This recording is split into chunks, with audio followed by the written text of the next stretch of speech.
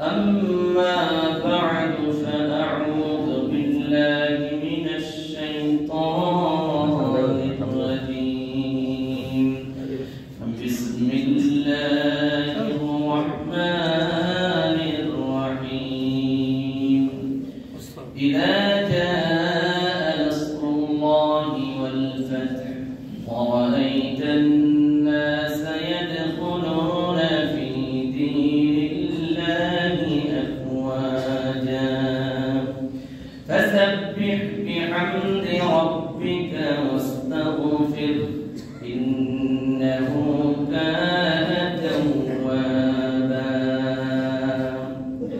وقال رسول الله صلى الله عليه وسلم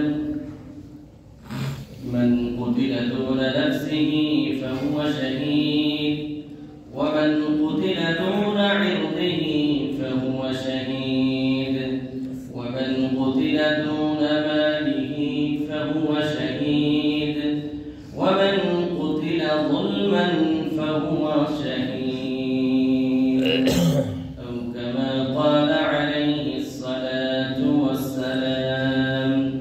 بارك الله لنا ولكم في القرآن العظيم ونفعنا وإياكم بالآيات والذكر الحكيم. أستغفر الله إن الله غفور رحيم. اللهم صل على محمد وعلى آل محمد كما صليت على إبراهيم وعلى آل إبراهيم إنك حميد مجيد.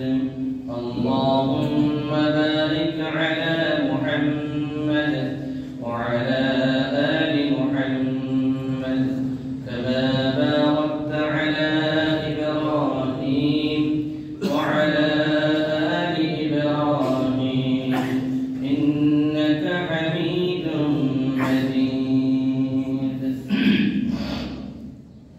মহান আল্লাহ রাব্বুল আলামিনের দরবারে শুকরিয়া আল্লাহ সুবহানাহু ওয়া তাআলা আমাদেরকে পর্যন্ত শীতকে উপেক্ষা করে আল্লাহর ঘরে হাজির হওয়ার তৌফিক দান করেছেন। এজন্য মাহবুবের শুকরিয়া আদায় করে কালিমাতুশ শুকর একবার বলি আলহামদুলিল্লাহ। আলহামদুলিল্লাহ।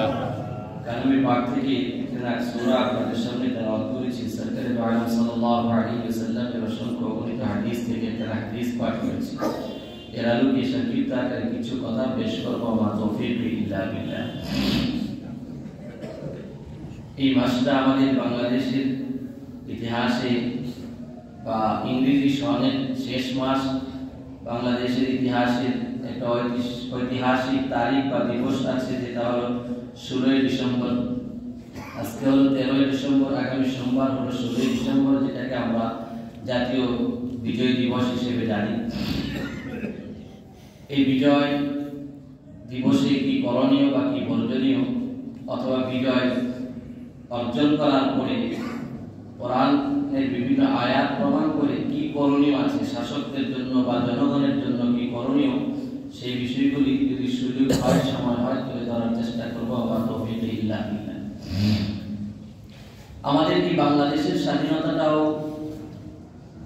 সুদীর্ঘ এক ইতিহাস। শুধু মুক্তিযুদ্ধই তার ইতিহাস। মুক্তিযুদ্ধ থেকেই বাংলাদেশের স্বাধীনতার ইতিহাস শুরু হয়।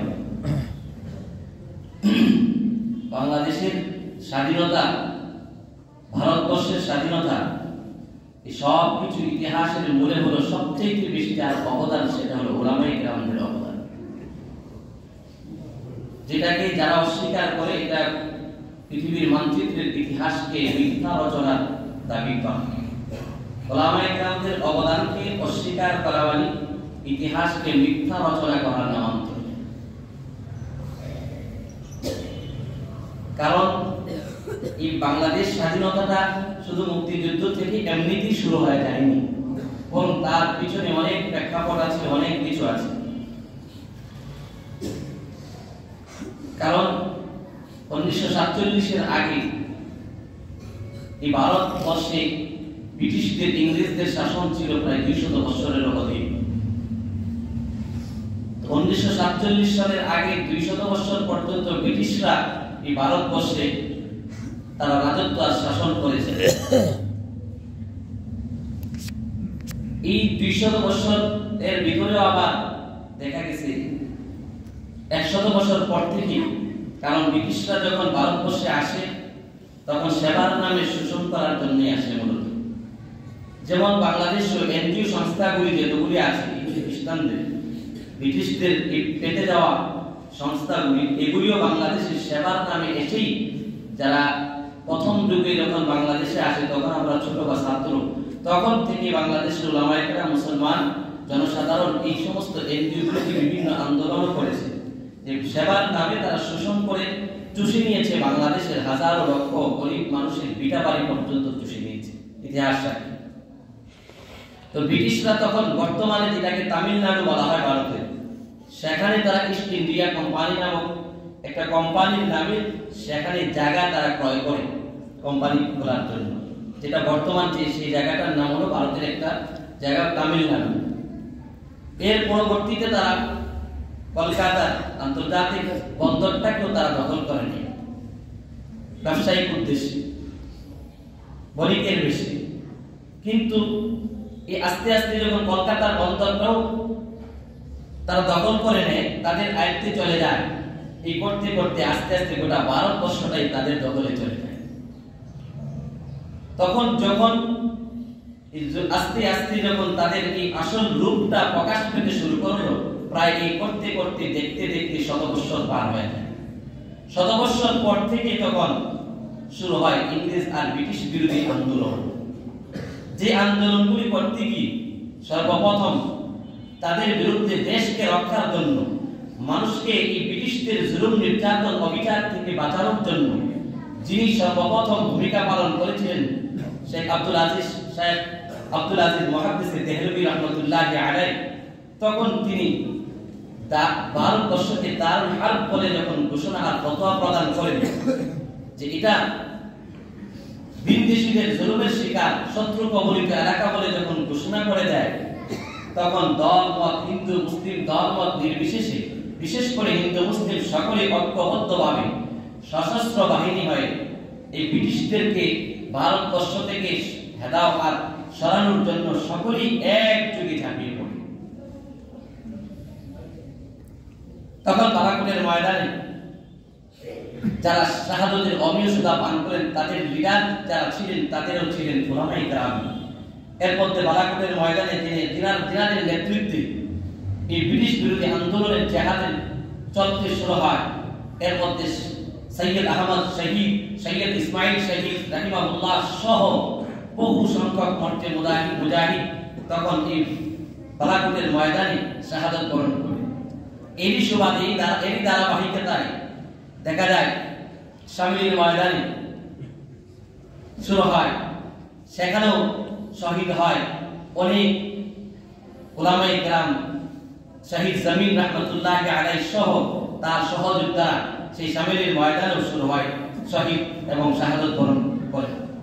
এরপর থেকে এর ধারাবাহিকতায় 1957 থেকে শুরু হয় আবার, তখন মাল্টার কারাগারে আন্দামান দ্বীপে নির্বাসিত জীবন শুরু করেন। তার ধারাবাহিকতায় ইংরেজদের গ্রেফতার হওয়ার পরে শাইখুল হিন্দ মাহমুদ হাসান দেওবন্দি রাহমাতুল্লাহ আলাইহির সাথে তার সুযোগ্য শিষ্য, শাগির্দ, ছাত্র, আওলাদে রাসূল শাইখুল আরব আল আজম আল্লামা শাইখ হুসাইন আহমদ মাদানী রাহিমাহুল্লাহ মাতালাহু সহ বহু সহযোদ্ধা সেই আন্দামান দ্বীপে মাল্টার কারাগারে নির্বাসিত জীবন যাপন শুরু করে।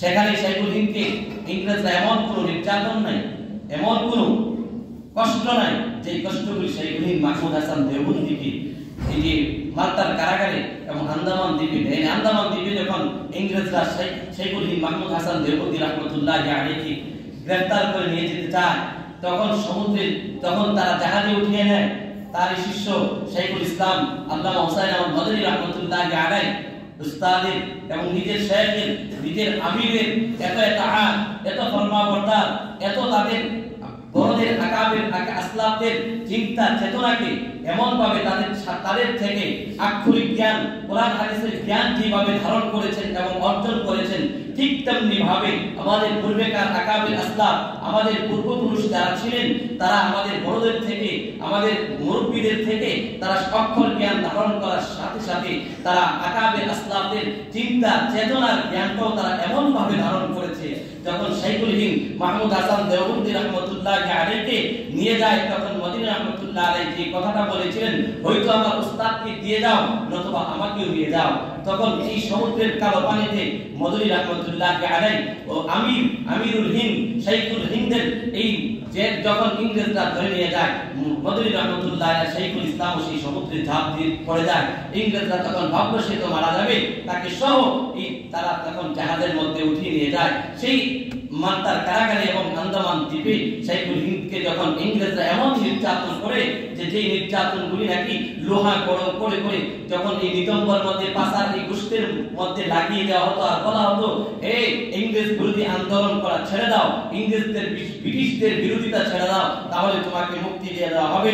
কিন্তু এই যখন লোহা গরম করে করে আমাদের আকাবের আসলাফদেরকে এমন তাদের গোষ্ঠের মধ্যে পর্যন্ত লাগিয়ে দেওয়ার পরে যখন মনের মতো বলতে থাকতো, তখনও শাইখুল হিন্দ বলতে থাকতেন, ইংরেজ কো হাটাও, ইংরেজ কো হাটাও। তখনও তাদের সামনে মাথা নত করেনি, নিজের জীবনের কোনো তাওয়াক্কা করেনি, বরং নিজের জীবনটা পর্যন্ত শেষ পর্যন্ত এই মালটা দ্বীপে এবং আন্দামান দ্বীপে কারাগারে থাকতে থাকতে জীবন শেষ করেছে। তিনার শাহাদাত বরণের পরে হুসাইন আল-মদনী রাহমাতুল্লাহ আলাইহি বলেছিলেন, হুসাইন আমার মৃত্যুর পর তুমি আমার গোসল করাইবা, কারণ আমার এই গোপন আঘাতগুলি, এই জুলুম নির্যাতনের চিহ্নগুলি যেন ব্যাপকভাবে কেউ দেখতে না পারে। তুমি যেহেতু আমার সাথে কারাগারে ছিলে, এই আন্দামান দ্বীপে ছিলে, তুমি দেখেছিলে, তুমি আমার পার্সোনাল খাদেম ছিলে, সুতরাং গোসলের কাজটা তোমার মাধ্যমে সম্পন্ন করলে আমার এই গোপন রহস্যটা ইসলামের জন্য, ধর্মের জন্য, আল্লাহর দ্বীনকে এই দুনিয়াতে প্রতিষ্ঠার জন্য এবং ইহুদি খ্রিস্টানদের বিরোধিতা করতে গিয়ে ইংরেজ বিরোধী আন্দোলনে আমার এই কিরদার আর অবদানগুলি যেন ব্যাপকভাবে মানুষ জানতে না পারে, তুমি আমার গোসলের কাজটা সম্পন্ন করবে। আর আমার ঠিক তেমনি ভাবে এইগুলি আকাবেরদের অনুসরণ করা, এটা আমাদের আকাবের না, আল্লাহ রাসূলের যুগ থেকে, রাসূলের হাদিস থেকে শিক্ষা দেওয়া যে আমিরের ইতাআত করা। যেগুলো আমরা এখনো বাংলাদেশ আমাদের কি জায়গায় আল্লামা শেখ সাজিদুর রহমান দাওয়াত বরকাতুল আলিয়া ব্রাহ্মণবাড়িয়া জমিনে দুই নক্ষত্র যেমন আল্লামা মুফতি মুবারকুল্লাহ সাহেব দাওয়াত বরকাতুল আলিয়া, তাদের পূর্বে ফখরে বাংলার নেতৃত্বে এই গোটা বাংলাদেশে মানুষ মুসলমান ইসলামে আন্দোলন করে গেছেন। তারপর আল্লামা সিরাজুল ইসলাম রাহমাতুল্লাহ আলাইহির নেতৃত্বে শাইখুল হাদিস আল্লামা আজিল হক সাহেব রাহমাতুল্লাহ আলাইহির নেতৃত্বে, মুফতি আমিনের নেতৃত্বে, আল্লামা মুফতি নুরুল্লাহ সাহেব রাহমাতুল্লাহ আলাইহির নেতৃত্বে, আল্লামা সিরাজি মনিরুজ্জামান সিরাজির নেতৃত্বে বর্তমানে আমরা ওই আমাদের রাসূলের আদর্শ যেগুলি দিয়ে গেছেন, বর্তমানে আমরা আল্লামা মুফতি মুবারকুল্লাহ, আল্লামা শেখ সাজিদুর রহমান দাওয়াত বরকাতুল আলিয়া, তাদের নেতৃত্বে, তাদের দিক নির্দেশনায় এখনো বাংলার জমিনে দ্বীনের জন্য সকলেই তারা কি যে কয় আন্দোলন চালিয়ে যায়, জান দিতে কুরবান হয়। যখনই কখন মুরব্বিদের পক্ষ থেকে আদেশ আসে ধর্মের পক্ষে, ইসলামের পক্ষে, দেশের জন্য, জাতির জন্য, এখনো বাংলার মুসলমান, বাংলার উলামায়ে কেরাম, তৌহিদ জনতা, আমাদের উলামায়ে কেরামদের নেতৃত্বে এখনো জান দিতে পর্যন্ত প্রস্তুত আছে। ভাই আমার যে বলতেছিলাম যে এই থেকে যখন এই ইংরেজ বিরোধী আন্দোলন এবং তাদের বিরুদ্ধে যখন ফতোয়া দেয় আব্দুল আজিজ মুহাদ্দিস দেহলভী রাহমাতুল্লাহ আলাইহি, তখন থেকে এই টানা 100 বছর পর্যন্ত সুদীর্ঘ এই ইংরেজ বিরোধী আন্দোলন করতে করতে প্রায় 200 বছর যখন পার হয়, তখন ইংরেজরা ভারতবর্ষ থেকে পালিয়ে যেতে বাধ্য হয়। যেই মাত্র স্বাধীনতার আর বিজয়ের সোনার হরিণ হাতের নাগালে আসবে, তখনই এই ভারতবর্ষে শুরু হয় সাম্প্রদায়িকতার একটা মাথাচাড়া দিয়ে ওঠে। কি সাম্প্রদায়িকতা?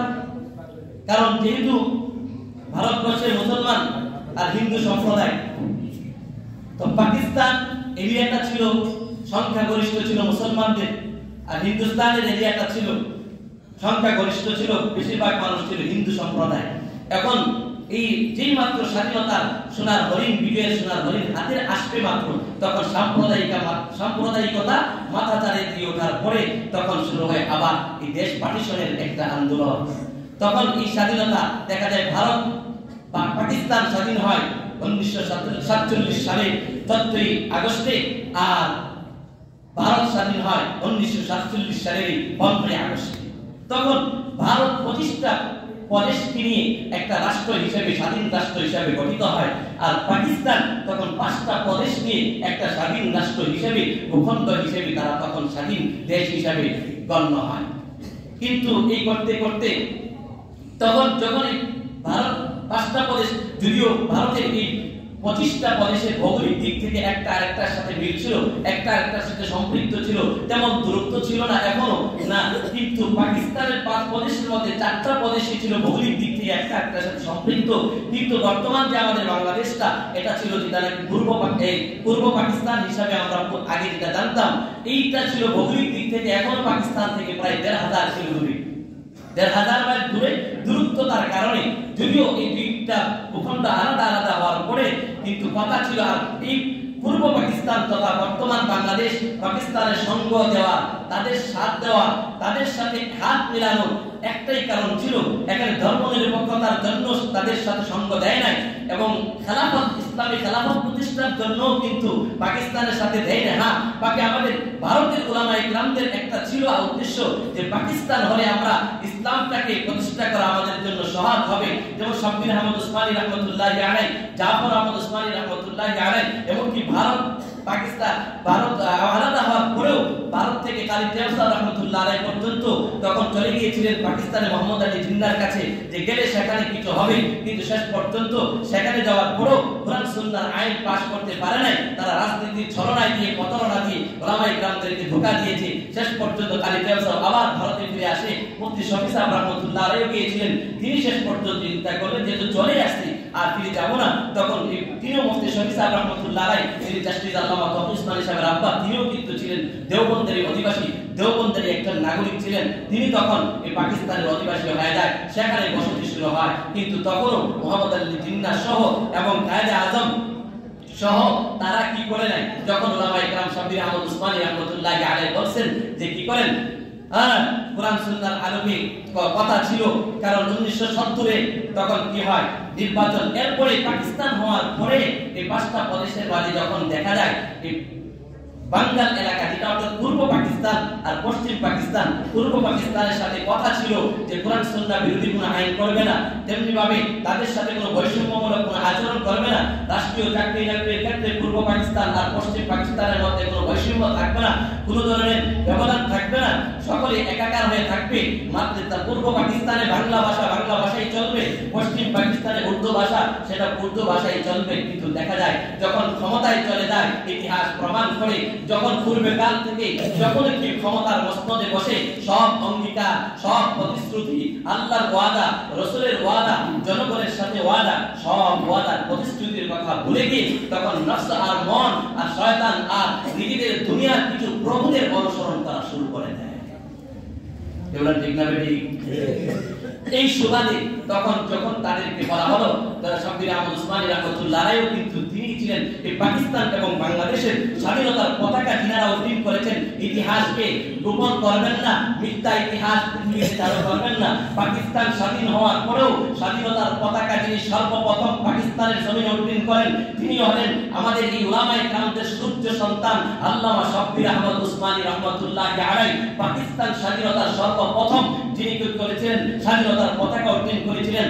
আর বাংলাদেশ স্বাধীন হওয়ার পরে যদিও সকল মানুষের সম্মিলিত সংগ্রাম আর আন্দোলনের ফলে বাংলাদেশ স্বাধীন হয়, তখনও ইতিহাস গোপন করবেন না। এই জাতি ভবিষ্যৎ প্রজন্মকে মিথ্যা ইতিহাস শিক্ষা না দিয়ে সঠিক ইতিহাস শিক্ষা দেন, জাতির জন্য কল্যাণ বয়ে আনবে, দেশ জাতি ধর্ম বর্ণ সকলের জন্যই সফলতা বয়ে আনবে। তখনও বাংলাদেশের স্বাধীনতার পতাকা যিনি সর্বপ্রথম উত্তোলন করেছিলেন, তিনিও ছিলেন এই উলামায়ে দেওবন্দের সূর্য সন্তান, তিনি ছিলেন জাফর আহমদ উসমানী রাহমাতুল্লাহি আলাইহি। একজন হলেন শাব্বির আহমদ উসমানী, দ্বিতীয় জন ছিলেন জাফর আহমদ উসমানী। এই বাংলা, পূর্ব পাকিস্তান এবং পশ্চিম পাকিস্তানেও স্বাধীনতার পতাকা যারা সর্বপ্রথম উত্তোলন করেছিলেন এই দুই দেশে, তারাও ছিলেন উলামায়ে দেওবন্দ এবং উলামায়ে দেওবন্দের সূর্য সন্তান। একজন হলেন শাব্বির আহমদ উসমানী, আরেকজন হলেন জাফর আহমদ উসমানী রাহমাতুল্লাহি আলাইহি। সুতরাং ইতিহাসকে ভুল প্রচার করবেন না। আমরা আপনাদের অবদান নাই সেই কথা কখনো বলি না, আর কিয়ামত পর্যন্ত বলবো না, কিন্তু আপনারা মিথ্যাটাকে বুক ফুলায়া বুক উঁচু করে বলেন এই দেশ স্বাধীনতার ক্ষেত্রে উলামায়ে কেরামদের কোনো অবদান নেই, আর উলামায়ে কেরাম হলো রাষ্ট্রদ্রোহী, সম্পূর্ণ ভিত্তিহীন মিথ্যা বানোয়ার কথা। এর চেয়ে সূর্য যেমন সূর্য উদিত হয় আর অস্তমিত যায়, এটা যেমন সত্য, আর এই এমন সত্য এটা যার মধ্যে সন্দেহের অবকাশ নাই। আর দেশ স্বাধীনতার ক্ষেত্রে উলামায়ে কেরামদের অবদান নাই, এই কথাটাও এমন সূর্যের ন্যায় একটা মিথ্যা কথা যার মধ্যে কোনো সন্দেহের কোনো অবকাশ নাই। এরপরে শুরু হয়, যাই হোক সময় গল্প বলার ইতিহাস বলতে গেলে সময়ের প্রয়োজন পড়ে। তারপরে 1970 সালে নির্বাচন হয়, তখন যেহেতু তারা এই জুলুমের মূলত এই ভারত আর পাকিস্তান আর বাংলাদেশের যে স্বাধীনতা আন্দোলন হয়, এটা হলো জালেমদের থেকে জালেমদের জুলুম থেকে বাঙালি জাতিকে রক্ষার জন্য।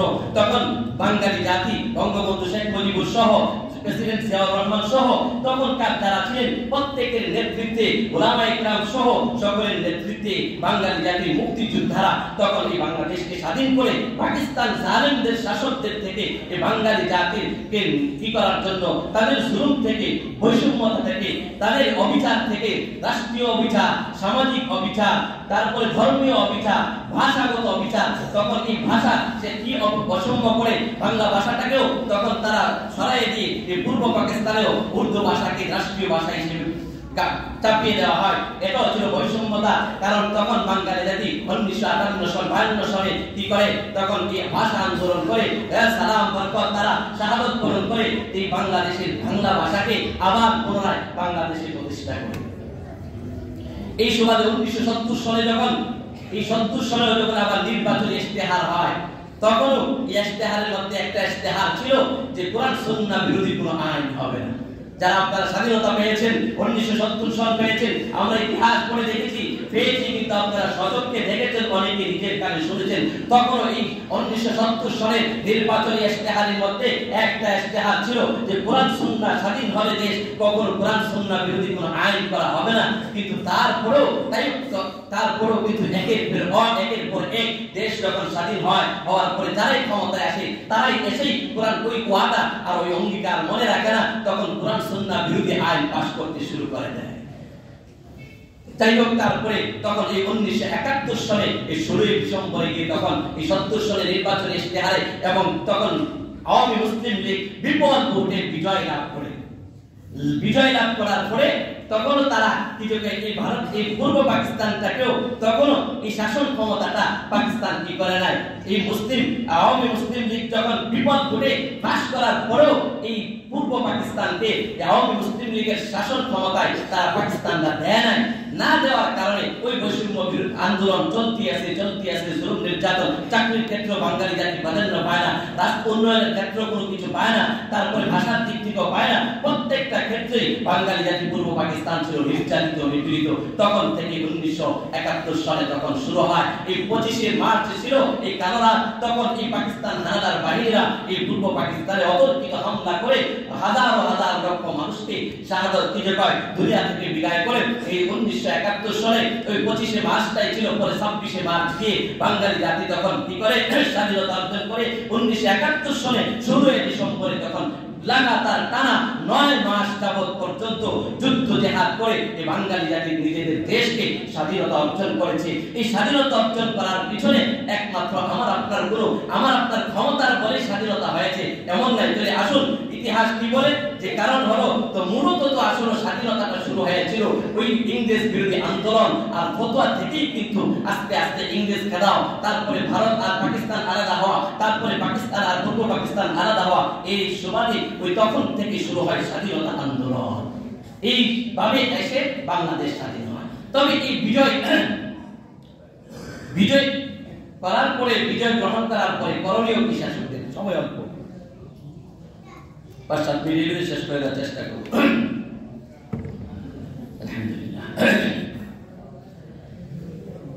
কিন্তু এই বিজয়ের পরে এখন আমাদের করণীয় কি? 1 নম্বর করণীয় হলো আল্লাহ কোরআনে পাকের আয়াত দ্বারা বলে দিয়েছেন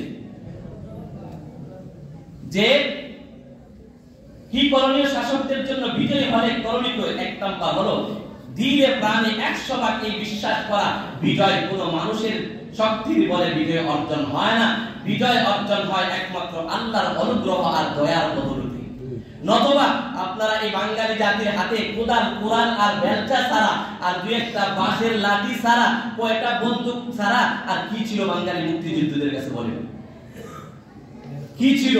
এমন কোন অ্যাটম বোমা ছিল, এমন কোন মিসাইল ছিল, এমন কোন ট্যাঙ্কার ভ্যাঙ্কার, এই সমস্ত কিছু ছিল, কিন্তু বাঙালি জাতির কাছে ছিল মাত্র পন্থী, কোরআন আর দা আর কিছু সামাজিক লাঠি সুতা ছাড়া মুক্তিযোদ্ধাদের কাছে তেমন কোনো ভারী অস্ত্র ছিল না। সাধারণ কিছু অস্ত্রের বিনিময়ে দেশের মহাব্বতে যখন আল্লাহর উপরে ভরসা করে মানুষ মুক্তিযুদ্ধের জন্য ঝাঁপিয়ে পড়েছে, আল্লাহ পাক তখন নিজ দয়ায় মানুষকে, এই বাংলাদেশের মানুষকে এবং পৃথিবীর ইতিহাস রাসূলের যুগ থেকে নিয়ে যত স্বাধীনতা দান করেছেন, একমাত্র আল্লাহ পাক তার কৃপা, তার অনুগ্রহে স্বাধীনতা আর বিজয় দেন। এই কথার বিশ্বাস স্থাপন করা হলো বিজয়ের একটা শিক্ষা। বিজয়ের পরে করণীয় হলো যে বিজয় আর স্বাধীনতা এটা আল্লাহ পাকের অনুগ্রহে হয়, এটা মানুষের শক্তি আর পাওয়ার আর ক্ষমতার বলে হয় না। কারণ আল্লাহ পাক বলেন, কাম মিন ফিআতিন কালিলাতিন গালাবাত ফিআতান কাসীরাতান বিইذনিল্লাহ। আল্লাহ বলেন, অনেক অল্প ক্ষুদ্র দল আছে অনেক বড় দলের উপরে আল্লাহর নির্দেশে বিজয় লাভ করে। কার নির্দেশে? আল্লাহর নির্দেশে। কাম মিন ফিআতিন কালিলাতিন গালাবাত ফিআতান কাসীরাতান বিইذনিল্লাহ। যে অনেক ক্ষুদ্র দল আছে যারা বিশাল দলের মোকাবেলায় তারা বিজয় লাভ করে বিআমরিল্লাহ, আল্লাহর নির্দেশে, আল্লাহর হুকুমে, আল্লাহর অনুগ্রহে, আল্লাহর কৃপায়। একটা শিক্ষা হলো বিজয়ের পর ঈমানদার কি করবে? ওই যে যখনই বিজয় লাভ করবে তখন এই বিজয়ের উপরে এই ইয়াকিন করবে আল্লাহর অনুগ্রহে বিজয় পেয়েছি। 2 নাম্বার, যেহেতু এই বিজয় দিয়েছে আল্লাহ, সুতরাং আল্লাহর শুকরিয়া আদায় করবে। 2 নাম্বার কারণ করণীয় হলো, ইদা জাআ নাসরুল্লাহি ওয়াল ফাতহ ওয়া রাআইতান নাস ইয়াদখুলুনা ফী দীনিল্লাহি আফওয়াজা ফাসাব্বিহ বিহামদি রাব্বিকা ওয়াস্তাগফির ইন্নাহু কানা তাওয়াবা।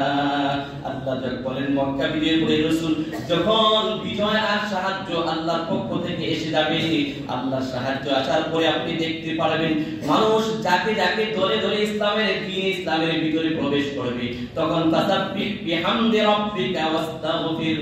তখন বিজয়ের পরে করণীয় কি? আল্লাহ পাক রাসূলকে আদেশ করে বলেন, আল্লাহর প্রশংসা করার, শুকরিয়া আদায়ের মাধ্যমে, প্রশংসার মাধ্যমে আল্লাহর পবিত্রতা বর্ণনা করুন। আর আল্লাহ পাকের কাছে যুদ্ধ চলাকালীন সময়ে জানতে অজান্তে যদি কোনো বিচ্যুতি হয়ে থাকে, এই জন্য উম্মতকে নির্দেশ দিয়ে যেন ওয়াস্তাগফিরহু, আল্লাহ পাকের কাছে যেন ক্ষমা প্রার্থনা করে। তাই 2 নাম্বার কাজ হলো আল্লাহর প্রশংসা করবে, আল্লাহর কৃতজ্ঞতা প্রকাশ করবে। কারণ বিজয় যেহেতু আল্লাহ পাকের অনুগ্রহ, সুতরাং প্রশংসা হবে আল্লাহ। এই জন্য সূরার মধ্যে আল্লাহ বিজয়ের পরে প্রশংসা আর আল্লাহর পবিত্রতা আর 3 নাম্বার কাজ হলো ইস্তেগফারের নির্দেশ প্রদান করেছে। 3 নাম্বার করণীয় হলো বিজয় অর্জন করার পরে, চাই আপনি ব্যক্তি জীবন, সামাজিক জীবন, রাষ্ট্রীয় জীবন, কোন দেশের ভূখণ্ড বিজয় করেছেন, তারপরে কোরআন প্রমাণ করে আল্লাহ শুকরিয়া আদায় করবে। 3 নাম্বার হলো কি করবে? বিনয় হবে, অহংকারী হবে না, উদ্ধৃত হবে না। বিনয় হবে, অহংকারী হবে না। কারণ আল্লাহ বলেন, তিলকা দারুল আখিরাতু নাজআলুহা লিল্লাযিনা লা ইউরিদুনা উলুফান ফিল আরদি ওয়ালা ফাসাদা। আল্লাহ বলেন, আমি তো এই আখিরাতের সেই বাড়ি, চিরস্থায়ী বাড়ি তাদেরকে দেব, লিল্লাযিনা লা ইউরিদুনা ফিল উলুফান ফিল আরদি, যারা এই দুনিয়ার জমিনে অহংকার দেখায় না, ভূখণ্ডের মালিক হওয়ার পরও তারা অহংকারী হয় না, আর তারা দুনিয়াতে ওয়ালা ফাসাদা, আর জমিনে বিপর্যয় আর ফাসাদ সৃষ্টি করতে চায় না, এমন জাতিকে আমি আখিরাতের চিরস্থায়ী সুখময় জীবন দান করব। 3 নাম্বার কাজ।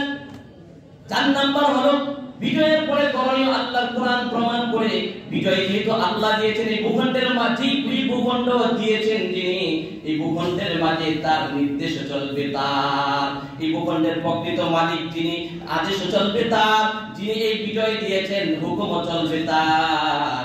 আল্লাহ বলেন যে এই ভূখণ্ড যেহেতু দুনিয়ার জমিন, দুনিয়ার একটা দেশ তোমরা বিজয় করছো, আমার দেওয়া এই জমিনটাও আমার, বিজয় দিয়েছি আমার, সুতরাং হুকুম চলবে কার? আল্লাহ। আল্লাহ বলেন আল্লাযীনা ইম্মাক্কান্নাহুম ফিল আরদ, ওই জাতি অনুগত জাতিদের প্রশংসা করতে গিয়ে আল্লাহ পাক বলেন আমি যদি ইম্মাক্কান্নাহুম ফিল আরদি, আমার অনুগত বান্দাদেরকে যদি আমি দুনিয়ার রাজত্ব আর ক্ষমতা প্রদান করি, তারা কি করবে জানো? আকামুস সালাতা ওয়া আতাবুজ যাকাত ওয়া আমারু বিল মা'রুফ ওয়া নাহাউ আনিল মুনকার ওয়ালিল্লাহিল আকিবাতুল উমুর।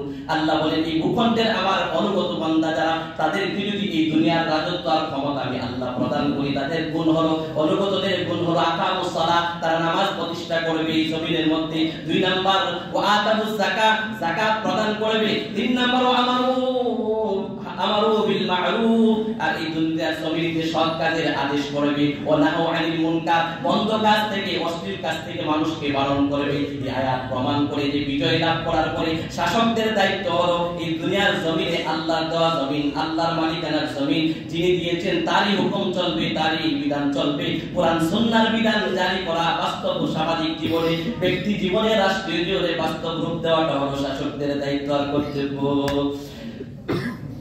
5 নম্বরে হলো, 5 নাম্বার কি একটা কথা বলি, সে 5 নম্বরে হলো ওই যে এই দুনিয়ার জমিনে যেমন ভাবে তার হুকুম জারি করবে। 5 নাম্বার দায়িত্ব শাসকদের বিজয়ের পরে হবে, জনগণের দায়িত্ব হবে এই দুনিয়ার জমিনে যেন কোনো ধরনের আল্লাহর নাফরমানিমূলক কোনো কাজ নয়, তার ব্যবস্থা গ্রহণ করা। আল্লাহ পাক বলেন ইদা আরাদনা আন নুহলিকা কারিয়াতান আমারনা মুত্রাফিহা ফাফাসাবু আলাইহা فحق عليها القول فدمرناهم تدميرا।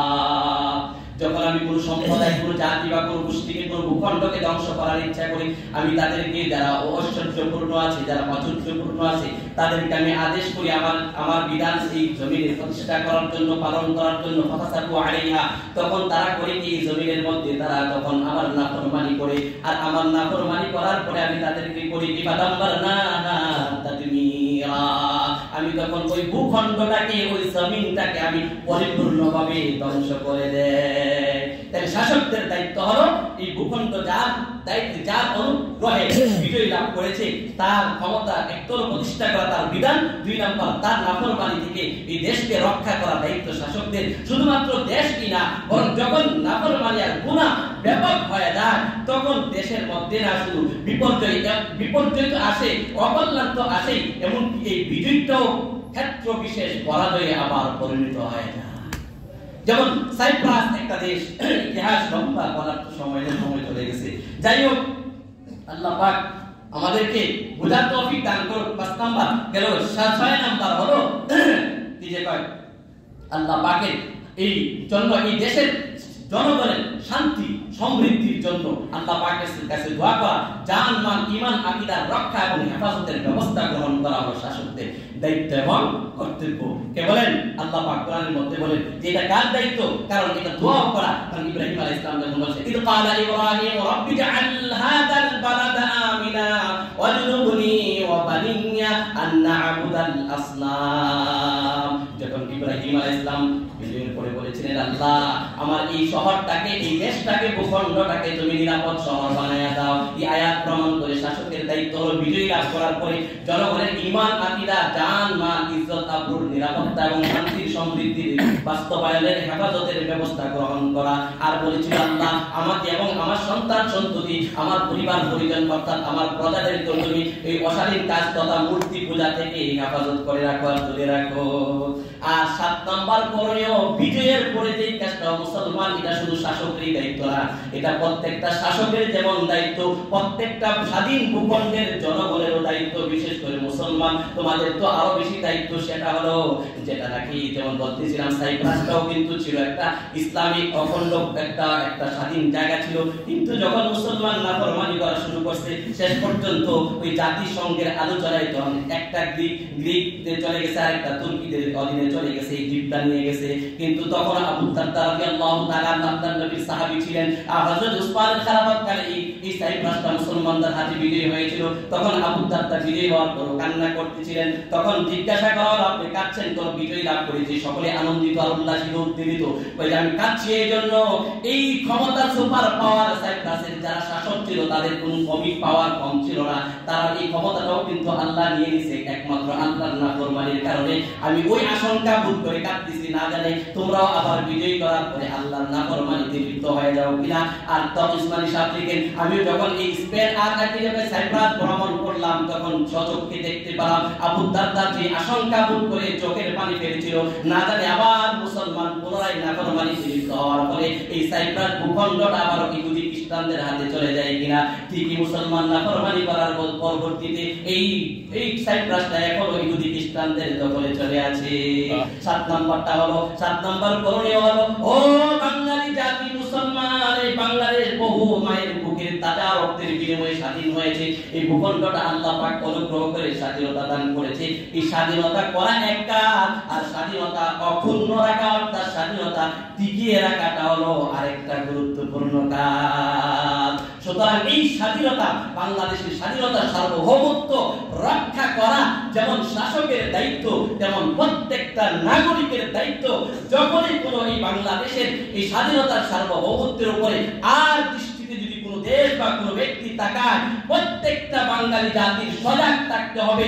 যেই আর চোখে তাকাবে তার আর চোখটাকে উপরে ফেলার জন্য প্রস্তুত থাকতে হবে। কাউকে কখনো ছাড় দেওয়া যাবে না, এটা শরীয়তের বিধান। আল্লাহ পাক এটা আল্লাহর অনুগ্রহে এই বাঙালি জাতিকে বাংলাদেশ স্বাধীন করে দিয়েছে। এই স্বাধীনতার সার্বভৌমত্বের রক্ষার ক্ষেত্রে যখন যার জান দেওয়ার প্রয়োজন হবে, মাল দেওয়ার প্রয়োজন হবে, যখন যা দেওয়ার প্রয়োজন হবে, প্রত্যেকটা নাগরিকের দায়িত্ব হলো বিজয় অর্জন করার পরে বিজয়কে ধরে রাখা, বিজয়কে অক্ষুণ্ণ রাখা। এটা একজন নাগরিকের, সুনাগরিকের দায়িত্ব। এই জন্য যা ভাইয়ের আমার ভারত বলেন আর এই বলেন সেই বলেন, যেই যখন আর চোখে তাকাবে জনগণের দায়িত্ব হলো ওই আর চোখগুলোকে সোজা করে তুলে দেওয়া। এই জন্য ভাইয়ের আমার এই স্বাধীন দেশ স্বাধীনতা অর্জন করেছি কিসের জন্য নয়, আল্লাহ দিয়েছেন আল্লাহ কর্মকর্তাদের জন্য। আমি বর্তমান যারা অন্তর্বর্তীকালীন শাসক আছে তাদেরকে অনুরোধ করে বলবো, এই স্বাধীনতা যেহেতু আল্লাহর কৃপা অনুগ্রহে অর্জন হয়েছে, যেই কাজটা করলে এই কোরআন 7টা করণীয় কাজ আমি প্রত্যেকটাই কোরআনের দলিল আয়াতের মাধ্যমে, হাদিসরা প্রত্যেকটা কোরআনের আয়াত দিয়ে আপনাদেরকে বলার চেষ্টা করেছি।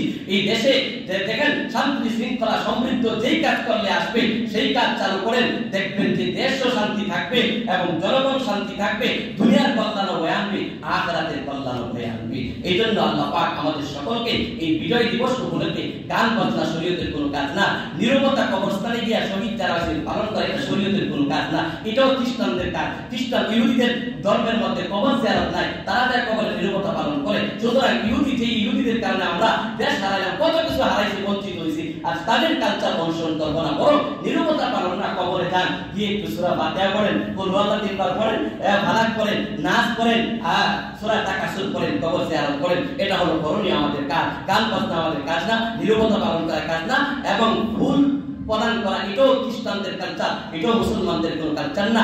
যেটা আল্লাহ রাসূল করেছিলেন মক্কা বিজয়ের পরে, রাসূল গিয়েছিলেন সর্বপ্রথম, এমন বিনয় হয়েছিলেন রাসূল যে আনাস বলেন রাদিয়াল্লাহু তাআলা আনহু উষ্টির উপরে আরোহিত ছিলেন। রাসূল এমন হয়েছেন, বিনয় হয়েছেন যে যেন হাওদার, এই যে উটের হাওদাদের সাথে রাসূলের দাড়ি মুবারক লেগে গেছে এবং লাল চাদর দিয়ে হাদিস লম্বা হাদিস মাথা ঢাকা এত বিনয়ের সাথে মক্কাতে ঢুকছেন। বিজয় হওয়ার পরে যেই মক্কাবাসী রাসূলকে এমন জুলুম নাই, এমন নির্যাতন নাই, এমন সাহাবী নাই যাদেরকে জুলুম করা নাই, উত্তপ্ত গরম পানির মাঝে পাথর বুকে রেখে দিয়েছে, টেনে গেছে, রাসূলের ঘাড়ে মরা উটের ভুঁড়ি রেখে দিয়েছে, রাসূলকে গামছায় গলা বেঁধে টেনেছে, কেশ নিয়েছে। তারপর রাসূল বিনয়ের বেশে মক্কা নগরীতে প্রবেশ করে উম্মে হানিতে গেছে, গিয়ে 8 রাকাত নামাজ পড়ছে, এরপরে মসজিদে হারামে গেছে, গিয়ে লম্বা একটা ভাষণ দিয়েছে। হে মক্কাবাসী, আমাশারা কুরাইশ, এই আহলে মক্কা, তোমরা কি আজকে ধারণা করো যে আমি তোমাদের থেকে বদলা নেব? তারা বলে না, আমরা অপরাধী, আমরা তো অপরাধী, কিন্তু বদলা নেওয়ার উপযুক্ত আপনি, কিন্তু আপনি হলেন মহান, আপনি হলেন উদার, আপনি হলেন রহমত।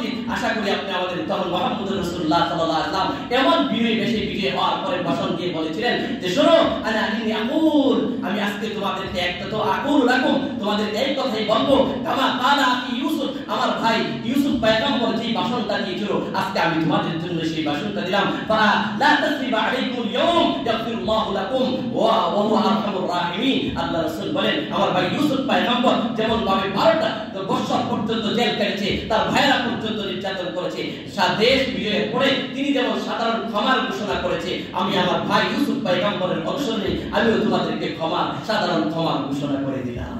এই জন্য ভাইরা আমার, যে জুলুম নির্যাতন, যে অপরাধ করেছে, রাষ্ট্রীয় আইন অনুযায়ী তার অপরাধের বিচার হবে, কিন্তু আমি আইন আমার হাতে তুলে নেব না। আমি নিজে আবার মাজলুম হয়ে যেন জালেম না হয়, সেই দিকটাও আমাকে আপনাকে খেয়াল রাখতে হবে। দেশের আইন শৃঙ্খলা, দেশের শান্তি সমৃদ্ধি যেভাবে সুন্দর সুরক্ষা হয়, সেই দিকে আমরা সকলেই সুদৃষ্টি রাখবো এবং দেশের স্বাধীনতা সার্বভৌমত্ব রক্ষার জন্য যখন যেই পদক্ষেপ আছে মুরব্বীদের পক্ষ থেকে সেটা পালন করার চেষ্টা করবো। আল্লাহ পাক আমাদেরকে সঠিক পথে কোরআন হাদিস বুঝে আমল করার তৌফিক দান করুন।